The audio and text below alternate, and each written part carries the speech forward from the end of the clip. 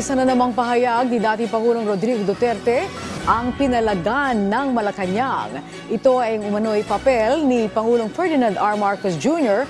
sa gold reserves ng bansa na tinawag ng palasyo na pang-iintriga. Ang Bangko Sentral ng Pilipinas naman iginiit na ito lamang ang maaaring humawak sa reserbang ginto ng Pilipinas. Si Clazel Pardilla sa sentro ng balita.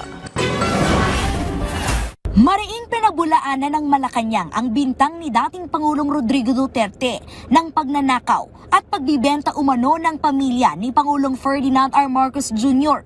ng gold reserves o ginto na siyang dahilan ng paghina ng piso kontra dolyar.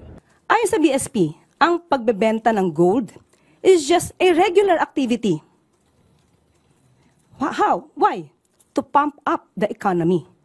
Even at the time of former President Duterte, trabaho na ito ng BSP. Hindi niya ba alam iyon? No? Solely managed by the BSP. So paano magkakaroon dito ng hand or pakikialam ang Pangulo?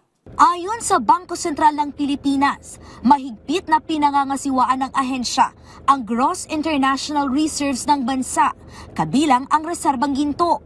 Layo nitong mapanatili ang katatagan at kakayahan sa pagpalit ng piso sa pandaigdigang merkado. Ang pondo, eksklusibong ginagamit para matugunan ang foreign exchange requirements ng bansa. Bumibilian niya ng ginto at ibinibenta ito ng BSP kapag mataas ang presyo. Sabi ng BSP, napupunta ang kita sa GIR mula sa $103.8 billion noong 2023. Tumaas ang GIR ng bansa sa $106.3 billion na karaang taon. Kaya buwelta ng Malacanang sa aligasyon ni Duterte. Joke daw ba ito o pangakong napako?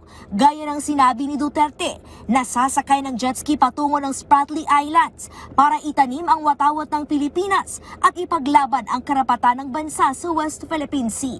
Anong proof niya? Again, as a lawyer. He is a lawyer. He became a fiscal. Alam niya kung paano magkuha ng ebidensya, no? To get the truth. Bakit sa kanya parang wala siyang ebidensya? Laging paintriga. All we want here is evidence.